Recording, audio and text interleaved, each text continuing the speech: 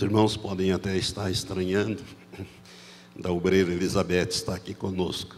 Acho que eu vou chamá-la aqui e ela prega essa manhã. Mas eu quero chamá-la para estar aqui comigo. Muitos chamam a Elizabeth de pastora. E como disse Jesus, fazei bem, porque eu sou. Jesus disse isso certa vez. Vós me chamais de Senhor e Mestre, e dizei bem, porque eu sou, disse Jesus. E realmente ela tem sido uma pastora aqui nesta obra desde o início. Irmãos, eu neste momento quero fazer 2 comunicações a esta igreja. Por isso peço a sua máxima atenção para o que nós vamos comunicar à igreja neste momento. Eu vou fazer essas 2 comunicações e depois darei as explicações sobre cada uma delas. Comunicamos a esta amada igreja que no dia 24 de novembro de 2018, data do seu 33º aniversário de organização, o pastor Valtenir Pereira Porto e a sua esposa, obreira Maria Elizabeth Valvassori Porto, estarão renunciando às suas funções pastorais nesta obra e transmitindo ao casal, pastor Rodrigo Marques Gutierrez e a sua esposa, obreira Samanta Elizabeth Valvassori Porto Gutierrez, o cajado pastoral desta igreja. Então, no dia 24 de novembro deste ano, daqui a cerca de 2 meses, nós estaremos, Elizabeth e eu, renunciando o cajado que o Senhor nos deu para conduzir esta obra e transferindo este cajado para o casal que nós já citamos. Segunda comunicação. A diretoria desta igreja e também o seu presbitério, só para você saber, diretoria trata dos assuntos administrativos, o presbitério formado pelos pastores e obreiras desta igreja tratam dos assuntos espirituais. Então, a diretoria desta igreja e também o seu presbitério, por unanimidade, indicaram para consagração ao pastorado a obreira Samanta Elizabeth Valvassori Porto Gutierrez, no culto cujo culto de consagração será no mesmo dia 24 de novembro de 2018. Então, neste culto, faremos as 2 coisas. Nós estaremos consagrando, com a permissão da igreja, com a aprovação da igreja, a obreira Samanta para ser pastora, formar no quadro de pastores desta igreja, e também transmitindo ao casal o cajado pastoral que eu recebi do Senhor. São essas 2 comunicações e agora eu vou dar as explicações necessárias. Se você quiser sentar, fique à vontade. Se quiser ficar aqui, pode também ficar.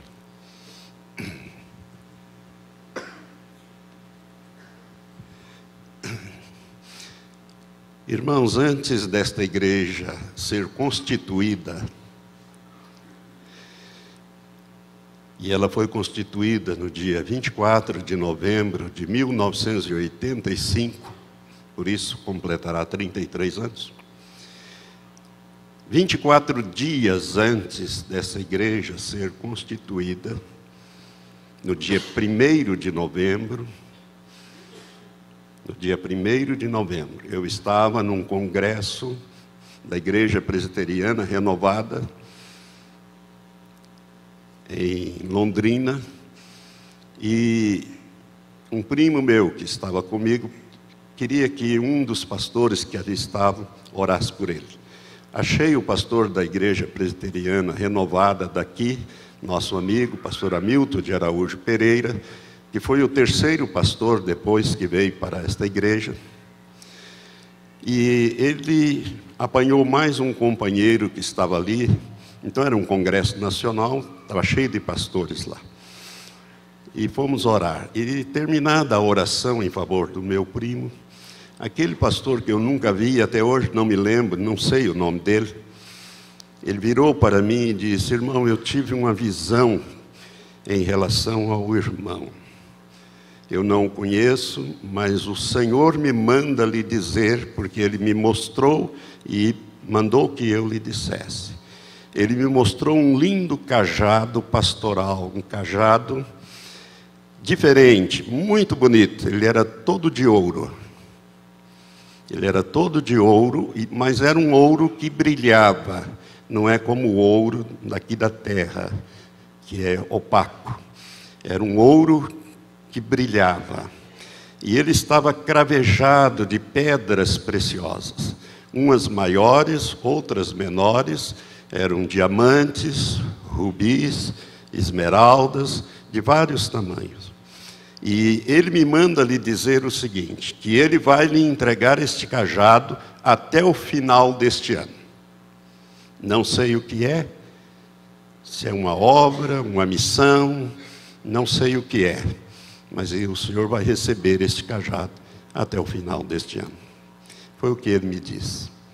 Eu guardei aquilo só para mim, não disse para ninguém. E no dia 24, ou seja, 24 dias depois, nós saímos da outra igreja, fomos convidados a sair de lá. Eu fui convidado a pedir a minha exclusão, e saímos de lá por causa da obra do Espírito Santo. E naquela tarde do dia 24 de novembro, em nossa casa, no meu escritório, que ficava em cima da garagem da casa, numa edícula no fundo. Ali nós organizamos esta igreja, mas eu não queria ser pastor, deixei vago o cargo de pastor, fiquei como vice-moderador nos moldes da Igreja Batista, e tivemos 3 pastores. Eu sou o 4º pastor desta igreja, porque eu não tinha intenção e não queria ser pastor. Só depois de um tratamento que Deus teve comigo é que eu aceitei pastorear esta igreja e ser pastor. E louvo a Deus por esse tratamento, porque se não houvesse esse tratamento, possivelmente eu não estaria hoje aqui. Bem mais tarde fui entender algumas coisas que o Senhor havia falado. Eu quero dizer também que desde menino, desde os 14 anos, o Senhor usando o meu pastor em Londrina, pastor Eliseu Ximenes, já falecido, após uma oração que ele fez por mim, ele me disse: Valtenir, Deus tem uma grande obra para você realizar, e você vai realizar esta obra para o Senhor. Só isso que ele me disse. Não me mandou para o seminário, como seria normal, eu tinha 14 anos. Não disse mais nada, nunca mais tocou nesse assunto.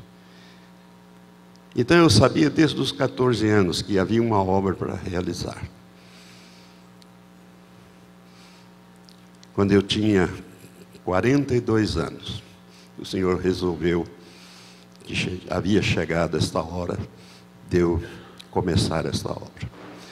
Irmãos, eu estou à frente desse grupo desde os meus 42 anos.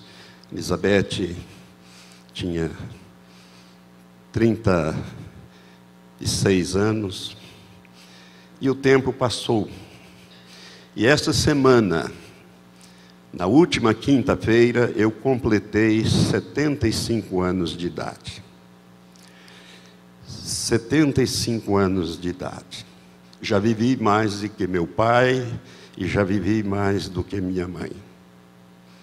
Dou graças a Deus pelo dom da vida, mas dou muito mais graças a Deus pelo dom da vida eterna que Ele me deu quando eu ainda não tinha 12 anos de idade.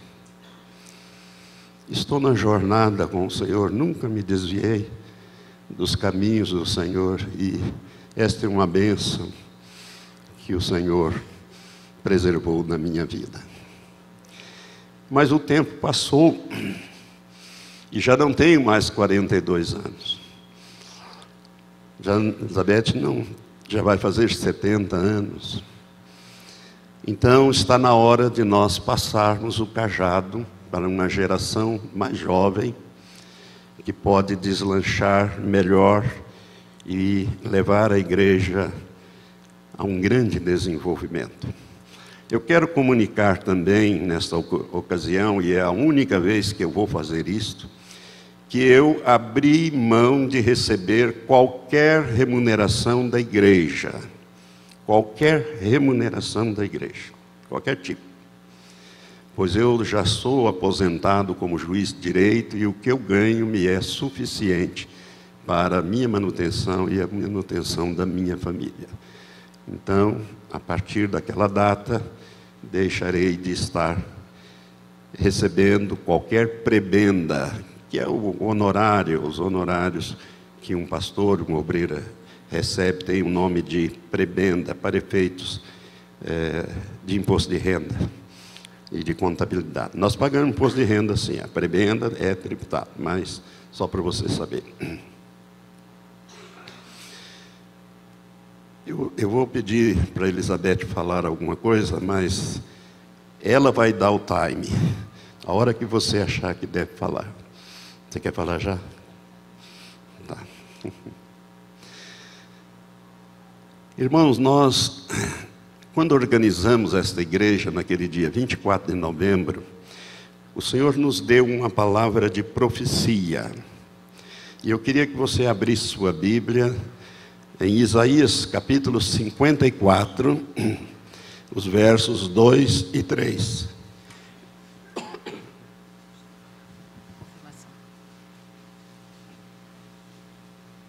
A graça e a paz do Senhor, igreja. Eu só queria aqui colocar rapidamente que o pastor recebeu essa visão do cajado, dada por aquele pastor que ele já explicou. E 8 dias antes, uma semana antes da formação da igreja, eu também tive uma visão maravilhosa da parte do Senhor. A maioria dos irmãos aqui já sabe que eu conto de vez em quando aqui. Quando eu vi como um pôster na minha frente, eu estava deitada na cama, vi na parede, uma noiva muito linda, muito adornada, debaixo de véus, até as mãos dela estavam debaixo dos véus que caíam do rosto. Vinham da cabeça, passavam pelo rosto. E eu não entendi no momento o que era aquilo. E eu passei dias orando, jejuando e perguntando ao Senhor o que seria aquilo. E o Espírito Santo me disse muito claramente: é a igreja que vai nascer. Amém. Tudo isso, irmão, para que você saiba que esta igreja não nasceu no meu coração. Essa igreja não nasceu da minha vontade, nem da vontade da minha esposa. Se dependesse, não dela, porque ela tem outra maneira de ver, mas se dependesse de mim, essa igreja não existiria. Graças a Deus que não dependeu de mim, depende do Senhor fazer as coisas. Amém? E eu dou graças a Deus que é uma grande agência de salvação. Quantas pessoas já nasceram de novo nesse lugar? Quantas vidas foram transformadas? Quantos crentes ganharam uma visão nova do reino? Né? Essas pregações que a gente faz aqui, que estão aí no YouTube, irmãos, tem uma repercussão já cerca de 1 milhão de visualizações. E não são estudos pequenininhos, de 5 minutos, são coisas grandes, 2 horas. Né? Então, Deus está fazendo grandes coisas através da vida desta igreja. Mas naquela tarde, depois que a igreja foi organizada, o irmão Djalma, que era um dos integrantes, membros originais. Éramos em 27, dentre eles alguns adolescentes. A Samanta era adolescente na época. A Mônica, minha filha mais velha que está aqui, era adolescente. A Graziela era menina, menor ainda. Mas naquela tarde, o irmão Djalma levantou e disse: irmão, o Senhor me mandou dar uma profecia para esta igreja, entregar uma palavra profética. E aí ele pediu que todos abrissem a sua Bíblia em Isaías 54, versos 2 e 3, que diz assim: amplia o lugar da tua tenda e estendam-se as cortinas das tuas habitações, não o impeças. Alonga as tuas cordas e firma bem as tuas estacas, porque transbordarás para a direita e para a esquerda. Até essa parte nos foi dada naquela tarde como profecia. Mais tarde o Senhor me mostrou umas outras coisas na sequência, que diz: e a tua posteridade possuirá as nações, e fará que sejam habitadas as cidades assoladas. Isso aqui é no milênio. Isso aqui o Senhor já me mostrou que será no milênio. Mas até a metade do verso 3, a primeira parte, porque transbordarás para a direita e para a esquerda, até aqui foi a palavra que nos foi entregue para a igreja, naquela tarde em que ela se constituiu, foi organizada. Irmãos, eu quero dizer para você que esta palavra vem se cumprindo literalmente na vida desta igreja. Se você olhar para o que o Senhor diz, amplie o lugar da tua tenda. Onde é que nós começamos? Começamos na nossa casa. Ficamos ali, não deu 2 meses, tivemos que ir para um templozinho de madeira na Avenida Rio de Janeiro, esquina com a Cambé, que o dono não alugava, é um homem muito rico dessa cidade. Ele jamais alugaria aquele templozinho de madeira, que cabia só 50 cadeiras lá dentro. Mas ele me disse, o senhor Urides Cerce, já falecido, quando eu liguei para ele e me identifiquei e disse para ele que eu queria conversar com ele sobre a possibilidade de ele alugar para uma igreja que estava nascendo, aquele templo, e marquei com ele, expliquei para ele. Ele disse: doutor, eu não alugaria esse imóvel para ninguém. Eu não tenho nenhum imóvel alugado. Eu compro, só compro. E só compro datas duplas, juntas. Mas para o senhor eu alugo. Eu falei: eu quero agradecer, mas por que só para mim? Ele disse: porque eu lhe devo um favor. Eu falei: o senhor me deve um favor? Eu nunca lhe vi mais gordo.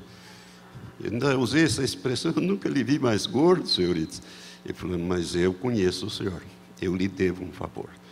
Eu tenho um filho que tem o mesmo nome meu. O senhor foi juiz em Jaguapitã, não foi? Eu falei: fui. Ele falou: meu filho se envolveu num acidente de moto lá e causou uns estragos, e a polícia ia levá-lo preso. E o senhor estava passando naquela hora, se não me engano, pelo que me foi passado, o senhor estava indo para a igreja. Era um domingo no cair da noite. E o senhor disse não deixou a polícia prender o meu filho, mas disse que era para ser levado para o hospital, porque ele havia se machucado bastante, mas a polícia queria prendê-lo. E depois o senhor fez um processo, condenou o meu filho, e condenou bem, porque ele merecia mesmo. Então eu lhe devo esse favor, e por causa desse favor, eu vou lhe alugar este imóvel. Daí ele me disse, eu falei: quanto é que o senhor quer de aluguel? O senhor, lembre-se que nós estamos começando, nós somos uma igreja que está nascendo. Ele falou: faça o senhor o valor do aluguel. Eu falei: mas, senhor Urides, não é certo isso. É o senhor que é o dono do imóvel que deve fazer o preço. Ele falou: não, faça o senhor. E eu falei, 50 cruzeiros, aquele tempo daquelas infrações doidas, né? 50 mil cruzeiros, está bom? Ele disse, está bom para o senhor? Eu falei, para mim está ótimo. Ele falou, então está bom para mim. E nós fizemos o contrato, e todas as vezes que eu renovei, de 6 em 6 meses aquele contrato, era eu que fazia o preço. Ele nunca fez o preço e sempre perguntava se estava bom para nós. Então, irmãos, são pequenos milagres que Deus começou desde o início. E olha bem para o que é dito aqui, amplia o lugar da tua tenda. Logo depois, os 50 lugares, as 50 cadeiras, não cabia mais ninguém lá. Os membros tinham que ficar para fora para os visitantes ficarem dentro. Ficou uma situação, assim, questão de meses, 2, 3 meses já não cabia. Então aí nós compramos uma tenda, que passou a ser a igreja do circo, a igreja da tenda, a igreja do juiz, era conhecido na cidade também como a igreja do juiz, e era uma tenda muito bonita, que nós compramos novinha, que uma igreja comprou, mas para usar em evangelismo, mas a pessoa não quis fazer o evangelismo, deu tudo errado lá, e nós compramos, instalamos, e ali nós ficamos 3 anos e 4 meses, se não me engano, até construir esse lugar, esse santuário. Então o Senhor disse, amplia o lugar da tua tenda, estendam as cortinas das tuas habitações, não o impeça. Alonga as tuas cordas e firma bem as tuas estacas.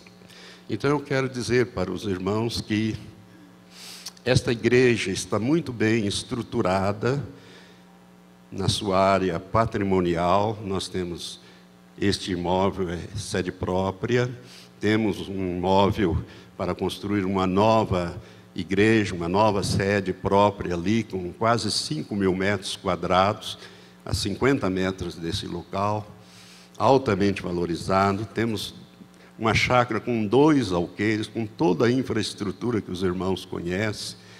E esta igreja tem crédito em todo o comércio. Pessoas gostam de vender para nós porque nós pagamos em dia.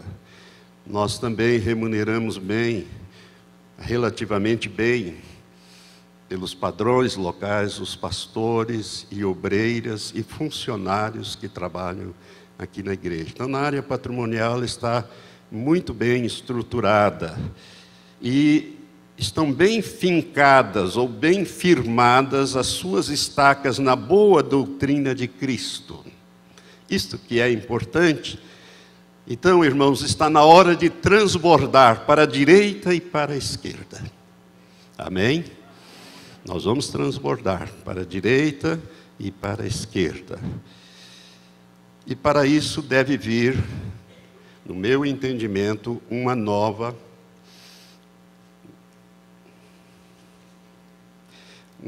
liderança.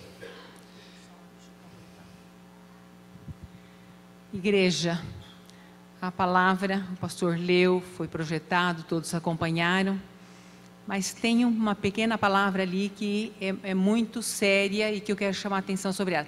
Não impeças. Então, neste dia, eu quero dizer, Igreja Batista Betel, não seja nenhum de nós sejamos tropeço. Nenhum de nós venha impedir o crescimento, o desenvolvimento da obra do Senhor nesta cidade e nesta igreja. Amém? Isso, não impeças. Então, irmãos, nós precisamos de uma nova liderança com vigor físico, com vigor espiritual, para liderar e para expandir. Nós fizemos treinamento com todo o presbitério. Nós investimos em treinamento desses irmãos e irmãs para que pudessem liderar cada vez melhor. A igreja está bem estruturada com os seus departamentos, seus ministérios, e creio que chegou a hora de nós passarmos este cajado para este casal, porque o pastor Rodrigo tem plena capacidade e unção do Senhor para dar continuidade na administração juntamente com a sua esposa. Agora quero falar um pouco sobre a consagração da obreira Samanta. Quando nós chegamos aqui, eu já disse isso, nós éramos em 27 membros, quando nós começamos esta obra lá na minha casa. E dentre esses nós tínhamos vários adolescentes. A Samanta, minhas filhas eram adolescentes. Hoje, irmãos, nós somos mais de 1.200. Algumas pessoas dizem que nós somos 1.500. Eu não tenho esse número, porque Deus nunca permitiu que nós contássemos o povo. É a mesma situação lá de Davi, quando tentou enumerar o povo e deu no que deu. O Senhor nunca permitiu. Nós já fizemos vários recenseamentos, vamos dizer assim, várias tentativas de cadastrar membros, frequentadores, essas coisas todas, mas não conseguimos. Mas eu sei que passa de 1.200 membros nesta igreja. Alguns dos membros fundadores já partiram, alguns poucos e estão ainda conosco. Irmãos, no início desta obra, eu ainda estava na magistratura, eu era juiz, então eu cuidava dos cultos de domingo, e a Elizabeth do culto da tarde da fé, né, nas quartas-feiras. Mais tarde veio a noite da fé, mas primeiro foi a tarde da fé. E ela atendia as pessoas que vinham. Então a Elizabeth me ajudou muito. A esposa é aquela ajudadora que está ao lado, a mesma função do Espírito Santo, aquele que está ao lado para ajudar, para amparar. E a esposa tem esse papel, e ela me ajudou muito na edificação, né, dessa igreja, na consolidação, trabalhou muito nesta obra. Aos poucos foram chegando crentes de outras igrejas já um pouco mais maduros, e nos ajudaram, e foi uma bênção. Mas também, alguns nos atrapalharam bastante.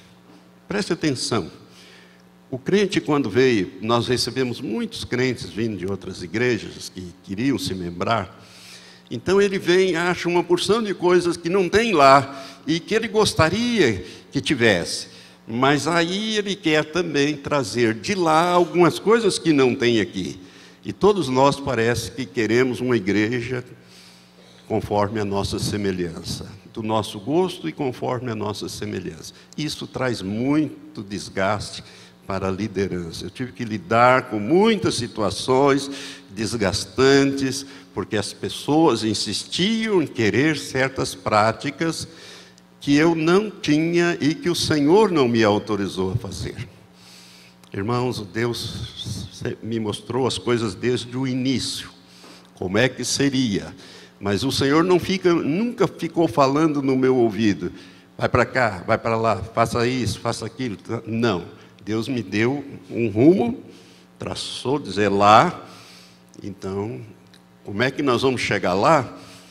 É comigo. Nós vamos fazendo as coisas com muito temor e temor. E por isso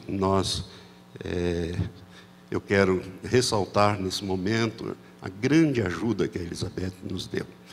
E na medida em que foi crescendo, foram vindo pastores. Hoje nós somos em 5 pastores aqui e 9 obreiras trabalhando aqui, e mais um pastor e 2 obreiras em Moreira Salles, que é a outra igreja que nós temos, também uma visão que o Senhor nos deu.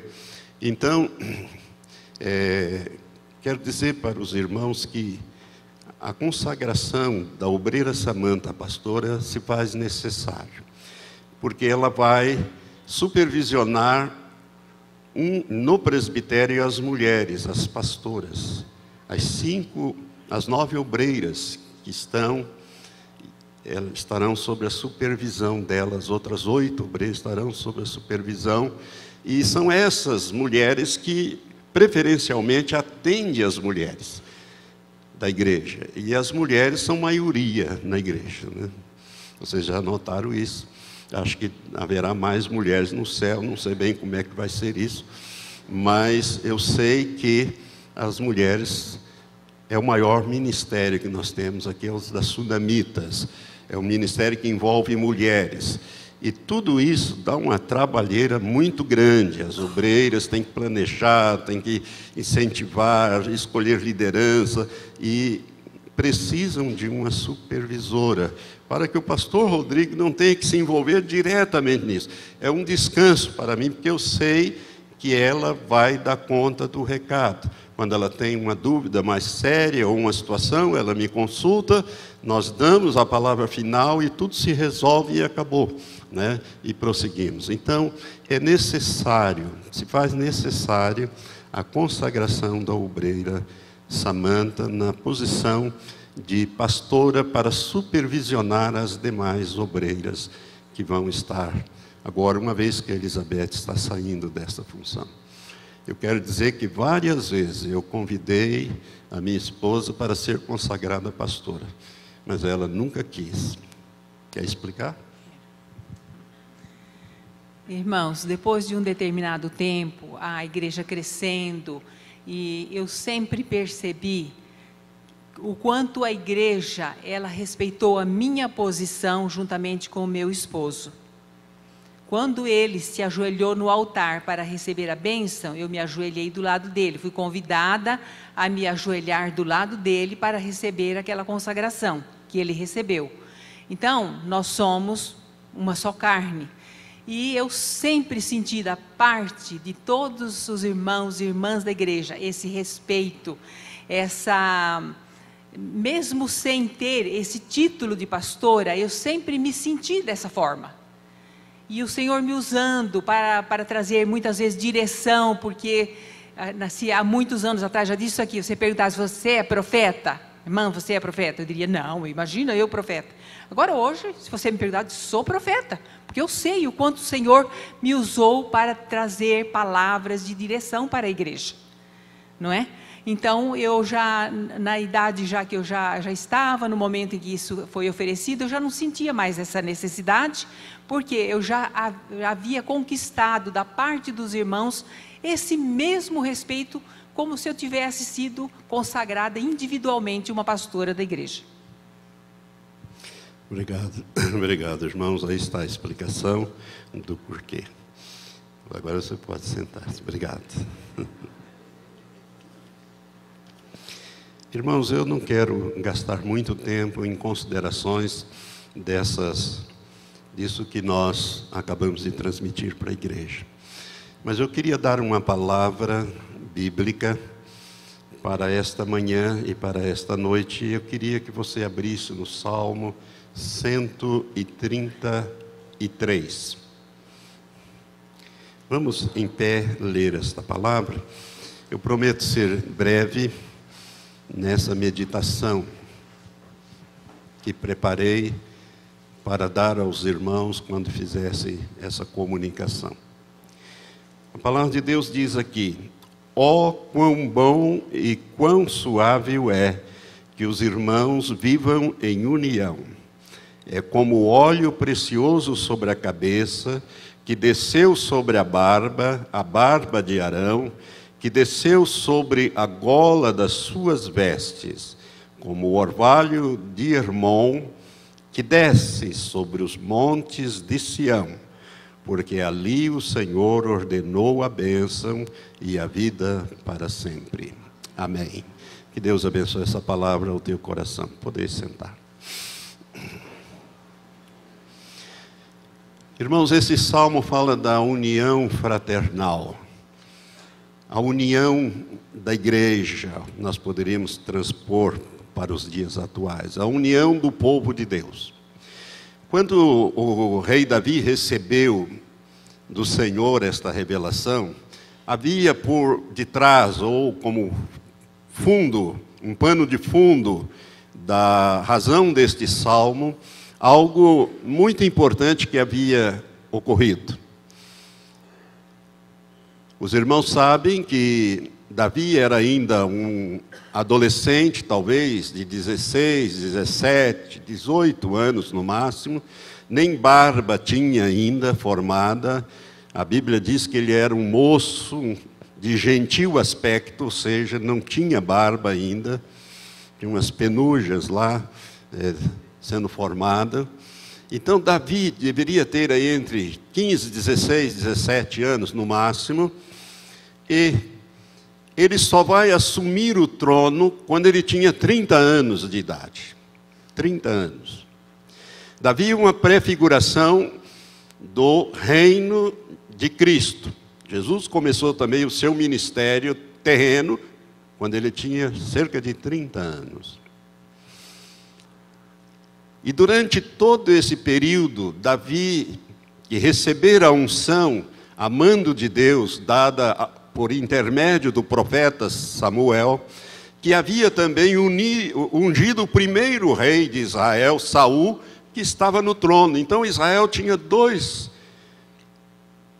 reis ungidos. Um estava no trono e o outro aguardando a sua hora de entrar. Saul perseguiu Davi, porque sabia que ele o substituiria e não um dos seus filhos.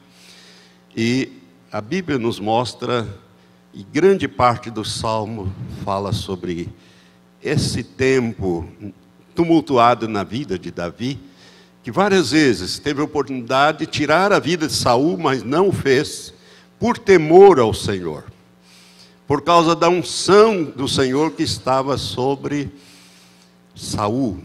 Deus disse: esse é o ungido do Senhor, eu não vou estender a minha mão contra ele, porque estender a minha mão contra alguém que foi ungido do Senhor é estender a mão contra Deus. Eu não vou entrar nisso, porque eu quero estar em paz com Deus. Então, Saul perseguiu a Davi. Saul morreu no ano 1011 antes de Cristo. 1011 antes de Cristo. E Davi já estava governando nesta época. Davi, depois da morte de Saul, ele foi ungido rei de Judá. E ele governou. E o general Joabe havia colocado no trono de Israel, com as outras 11 tribos, havia colocado um dos filhos de Saul.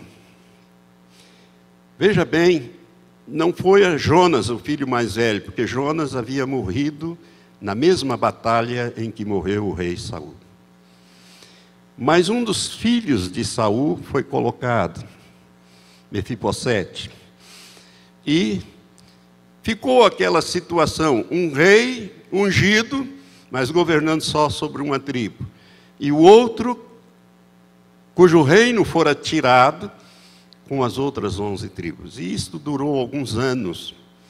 E no ano 1004, antes de Cristo, todo Israel, aquelas 11 tribos, se reuniram e resolveram tirar do reino, do trono, aquele rei fantoche, e vieram a Davi para ungir a Davi, rei de todo o Israel.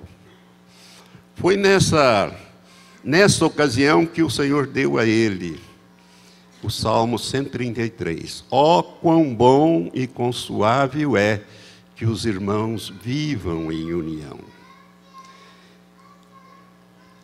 É como o óleo precioso sobre a cabeça, que desceu sobre a barba de Arão. É como, e desceu até a gola é a parte mais baixa das vestes. Irmãos, os reis e os sacerdotes eram ungidos com óleo, um óleo especial que Deus decreta lá no livro de Êxodo, dá a composição deste óleo e proibia qualquer pessoa de fazer esta composição daquele óleo. Aquele óleo era exclusivo para ungir os sacerdotes e os reis. E quando o sumo sacerdote Arão foi ungido sumo sacerdote, foi derramado em profusão, que descia sobre a sua barba, descia sobre o peitoral, onde estavam as 2 placas de ônix, com o nome das 12 tribos de Israel. Então, Arão era ungido e todo o povo era ungido.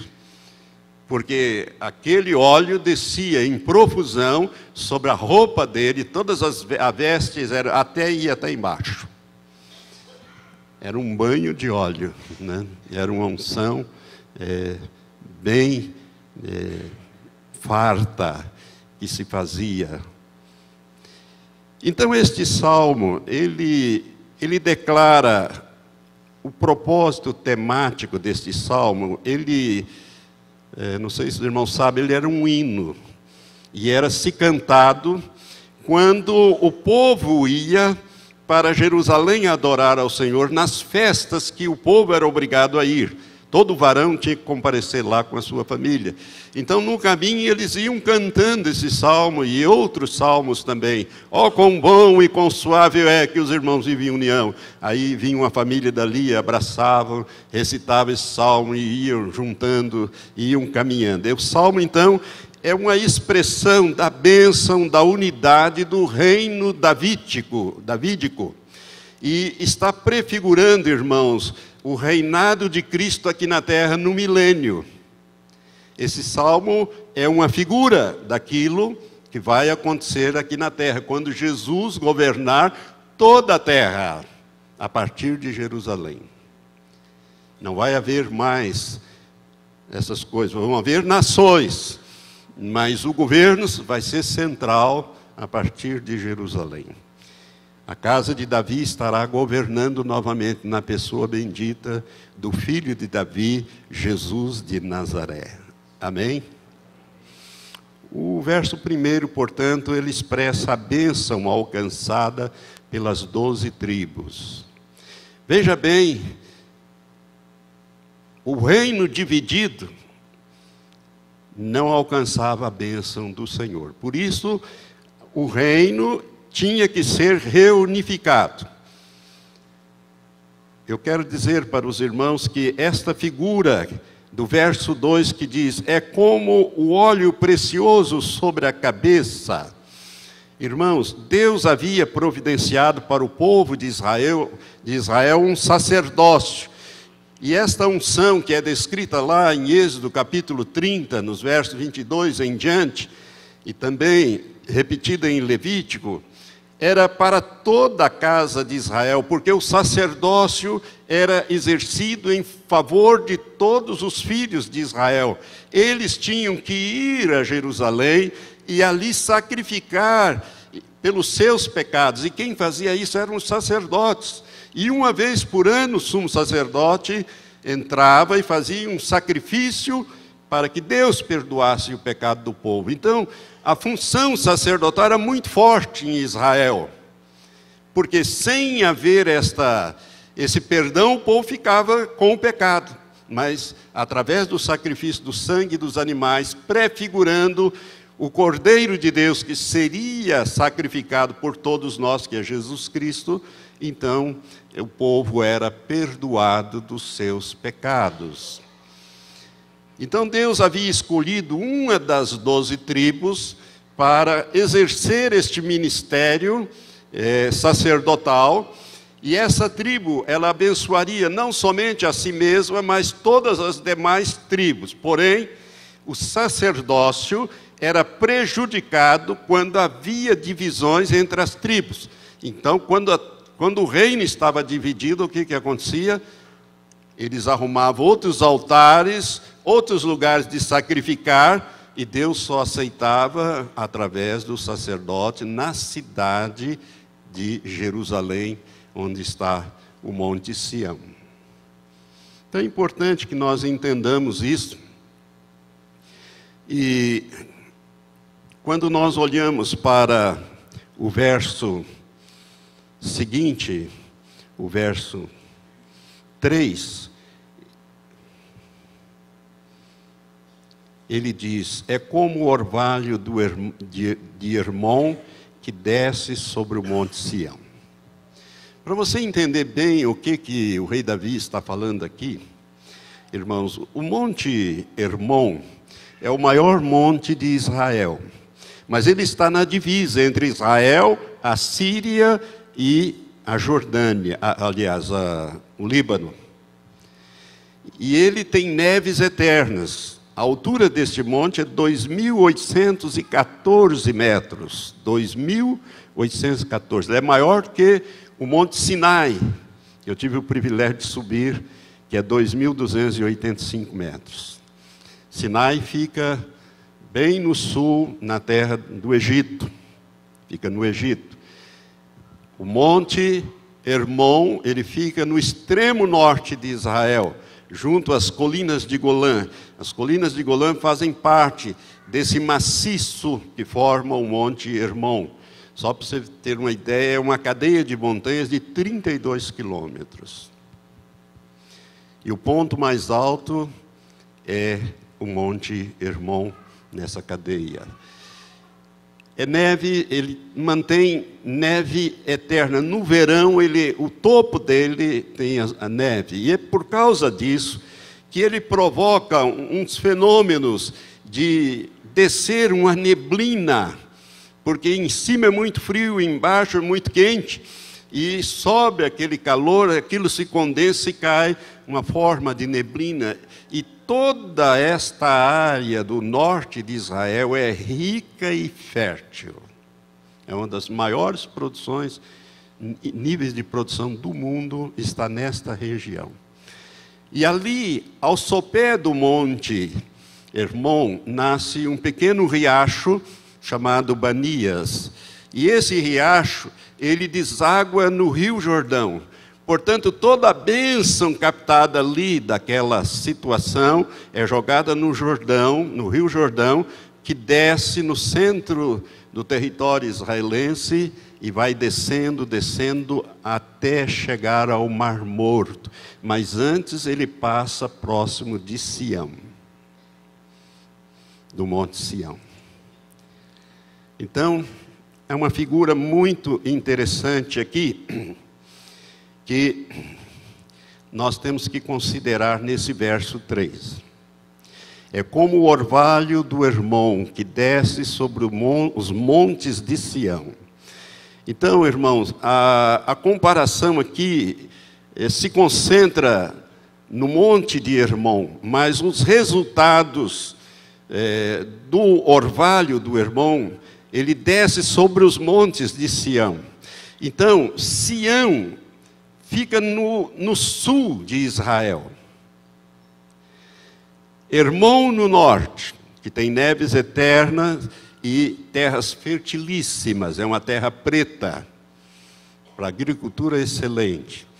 E ele irriga toda aquela área, e através do Rio Jordão ele vai irrigando, passa pelo Mar da Galileia, enche o Mar da Galileia e vai descendo, descendo, até chegar em Jerusalém, até chegar próximo ao Monte Sião. Agora, o Monte Sião é o início do deserto. Dali para o sul é deserto. Então, quando você sai de Jerusalém em direção ao sul, você entra no deserto de Negueb. E o deserto de Negueb, nós tivemos lá também, é tudo seco. De vez em quando, por causa das chuvas e abundância, aqueles rios secos ganham vida novamente. Vêm enxurradas, chuvas torrenciais que caem, principalmente lá no Hermon, né? E vai descendo pelo Rio Jordão e vai descendo por aqueles vales ali e volta a ter correntes de água. Mas ali é seco. Mas o que diz o Salmo? O Salmo diz que o Senhor derrama na cabeça de Arão o óleo. Hermon é a cabeça. Sião é a parte de baixo, é o corpo.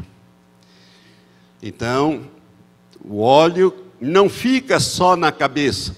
Ele vai descendo pela barba, ele vai descendo pelo peito, ele atinge as 12 tribos representadas no peitoral do sumo sacerdote, o Urim e o Tumim, né, que são onde tem em pedra de ônix gravado o nome das 12 tribos de Israel, 6 de um lado e 6 do outro.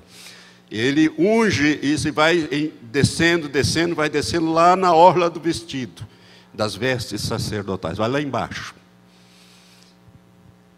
Isso significa que Deus derrama na cabeça, mas o propósito dele é ungir todo o corpo do sumo sacerdote.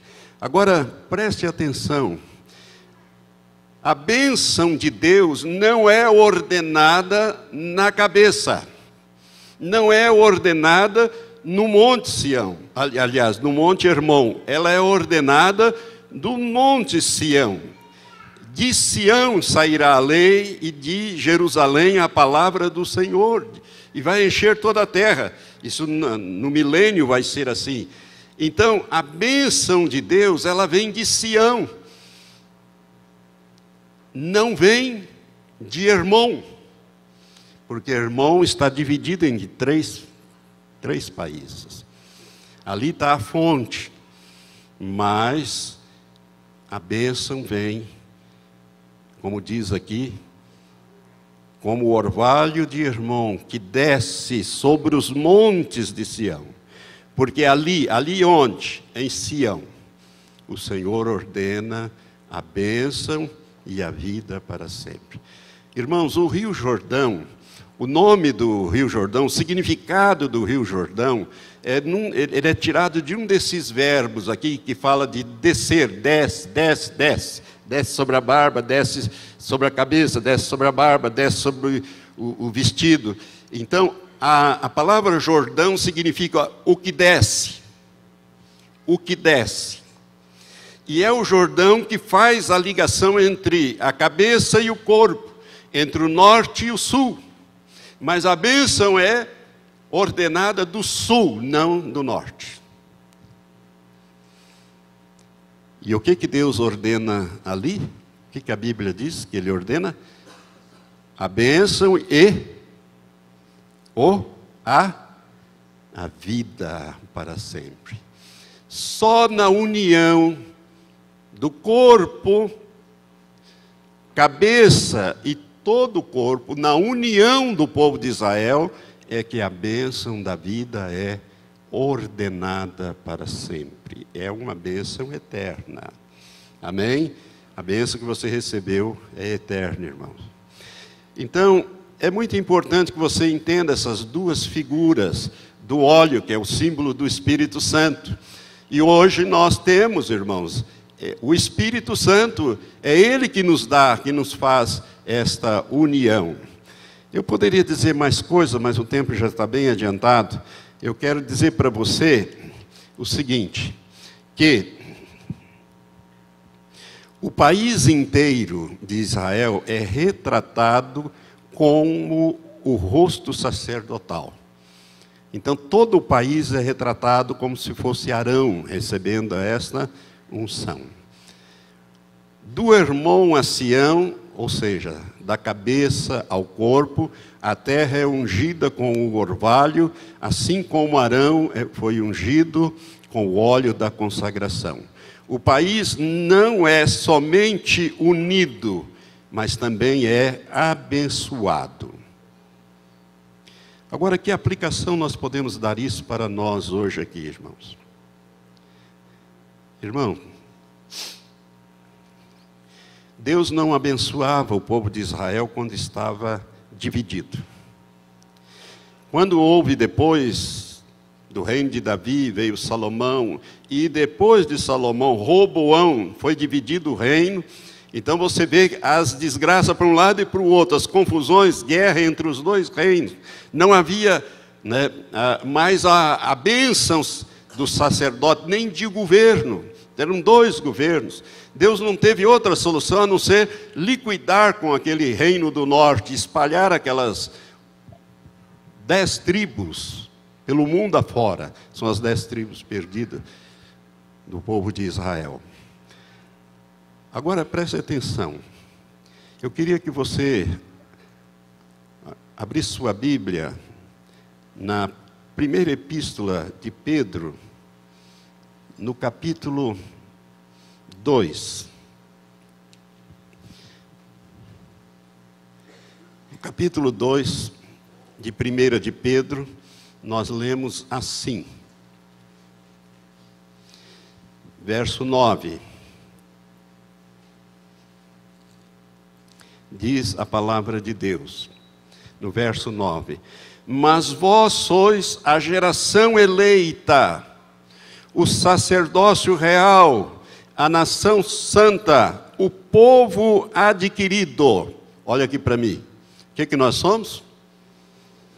Nós somos a geração eleita. Quem é esse nós aqui? A igreja. Mas vós sois a geração eleita, vós sois o sacerdócio real, aquele que operava lá em Jerusalém, né, em dupla com o rei e o sacerdote. Sem essas duas, sem o reino e o sacerdócio funcionando, não havia perdão de pecados, não havia aceitação do povo, não havia bênção derramada. Somente quando os dois estavam unidos, funcionando, é que Deus aceitava aqueles sacrifícios até o dia em que Jesus se tornou o Cordeiro de Deus que tira o pecado do mundo. Mas Pedro, o apóstolo, recebeu esta revelação. Ele diz, falando sobre a rejeição de Jesus, ele diz: mas vós sois a geração eleita, o sacerdócio real, a nação santa, isto é, a nação separada, o povo adquirido, para que anuncieis as grandezas daquele que vos chamou das trevas para a sua maravilhosa luz. Irmão, preste atenção, só na união do povo, da igreja, é que nós vamos continuar debaixo da bênção. Somente ali. Então a bênção está condicionada à unidade, e é prejudicada quando não há unidade. A mesma relação permanece nos dias de hoje. O povo de Deus é uma nação santa e exerce um sacerdócio que é abençoado na unidade. Esta unidade se expressa à medida que o povo de Deus, sua igreja, como agente do seu reino, se submete à autoridade do rei.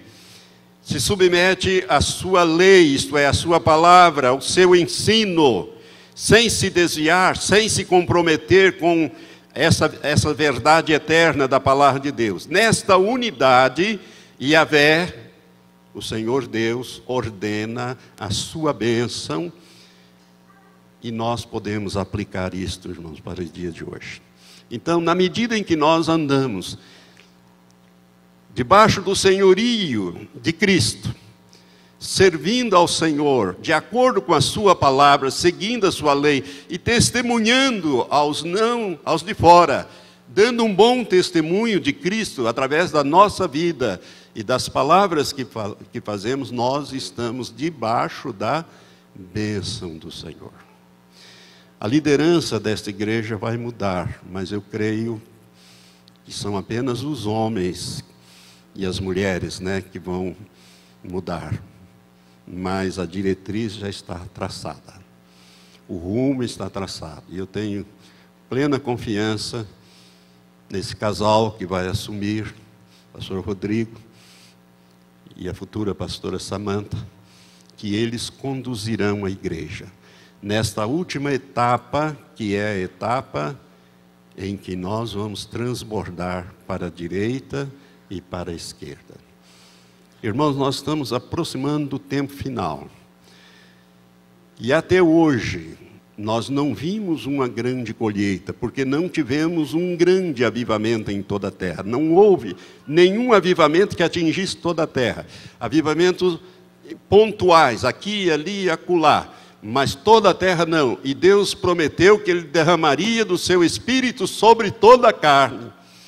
E quando Ele fizer isto, o toque do Espírito Santo será muito forte na vida daqueles que ainda não nasceram de novo, e haverá então a grande colheita. Eu não sei se eu vou estar aqui, mas eu tenho que passar esse bastão aos mais jovens, para que eles conduzam dentro dessa visão que esta igreja tem. Esta igreja é uma igreja que prioriza a palavra de Deus em tudo. Nós não priorizamos louvores, nós não priorizamos profecias. Não obstante, temos louvores e adoramos a Deus, recebemos profecias, amamos o ministério profético, mas não nos guiamos por ali. Nós guiamos pela luz da palavra de Deus. Ela é lâmpada para os nossos pés, é luz para o nosso caminho. Temos que praticar esta palavra com muita seriedade, porque a Bíblia diz que Deus vela sobre a sua palavra para cumpri-la. Por isso, irmãos, eu com tranquilidade, Elizabeth e eu, passaremos esse cajado, com a graça de Deus, no dia 24, para esse casal, para liderar essa última jornada da igreja. Agora, de você, nós esperamos lealdade, assim como você sempre me ouviu e obedeceu. Ouça também, pastor Rodrigo, e obedeça. Moisés teve que passar aquela vara, ou aquele cajado, para Josué. Josué estava cheio de energia e precisavam de um general para fazer a conquista e expandir ali. Moisés já estava velho. Ainda que estivesse ainda com vigor, ele mesmo já diz: eu já não posso entrar e sair como fazia antes. A mesma coisa digo eu e a Elizabeth hoje. A idade nos alcançou, dou graças a Deus por isso. Considero esta obra feita, esta grande obra. Se o Senhor ainda tiver alguma coisa para mim, para que eu e Elizabeth possamos fazer, vai ser na área da escatologia, na área de ajudar líderes, ou de abrir os olhos das pessoas. Eu vou continuar vindo em todos os cultos que eu puder, mas não virei em todos mais, como eu sempre faço. Eu sempre estou aqui de manhã e à noite, nos domingos, nos cultos da semana, a não ser que eu não possa por uma outra razão, mas eu estou sempre presente. Mas agora eu tenho que priorizar mais a minha esposa, que os irmãos sabem, está com este mal de Parkinson, e isto tolhe muito seus movimentos, as suas atividades. Mas eu vou estar sempre com os irmãos aqui, caladinho, sentado ali naquela cadeira, mas vendo a face dos irmãos, até o dia em que o Senhor me chamar à sua presença. Ou até o dia do arrebatamento, que eu espero estar lá. Foi muito bom caminharmos esses 33 anos juntos. Não foram fáceis, mas foram gloriosos. Por isso, irmãos, eu queria muito que você cerrasse fileiras com o pastor Rodrigo, o novo líder que se levanta nesta obra, junto com a mulher, para dar continuidade nesta caminhada. Nós estamos caminhando rumo à Nova Jerusalém. É para lá que nós vamos. Poderia dizer mais coisas aqui, mas creio que isso já é o suficiente. A unidade do povo. Não é unanimidade, unidade. Tá? Não é unanimidade, não é todo mundo pensando igualzinho, mas é na unidade, naquilo que é fundamental. Vamos ficar em pé. Senhor Deus, nós te damos graças por esse momento, ó Pai, que estou anunciando à tua igreja, a passagem, Senhor, do cajado de autoridade que o Senhor me delegou, a mim e a minha esposa, para levantar esta obra e para conduzi-la até o dia de hoje, Senhor. Graças te dou pelo que o Senhor fez. Eu sei que o Senhor fará coisas espantosas ainda, através da vida desta igreja, da vida dos irmãos. Ó Deus, continua, Senhor, fortalecendo o presbitério, fortalecendo o pastor Rodrigo, a obreira Samanta e todos os que ministram nesse altar, nesse lugar, e ministram ao Senhor. Ó Pai, fortalece esses jovens, dá a eles, Senhor, a visão que o Senhor tem me dado das coisas que em breve vão acontecer. Pai, nós rogamos que que o Senhor mesmo cuide das ovelhas do Senhor. Elas são tuas, elas custaram a vida de Jesus. Por isso, Senhor, que cada ovelha que nasceu aqui ou que aqui veio por uma razão ou outra, que o Senhor esteja pastoreando através da vida desse presbitério. Nós abençoamos o teu povo e o fazemos, Pai, no nome de Jesus. Que o Senhor vos abençoe e vos guarde. Que o Senhor faça resplandecer o seu rosto sobre ti e tenha misericórdia de ti. Que o Senhor sobre ti levante o seu rosto e te dê a paz. Assim nós te abençoamos, em nome de Jesus, nosso Senhor. Amém. Dá um abraço no irmão e vá em paz.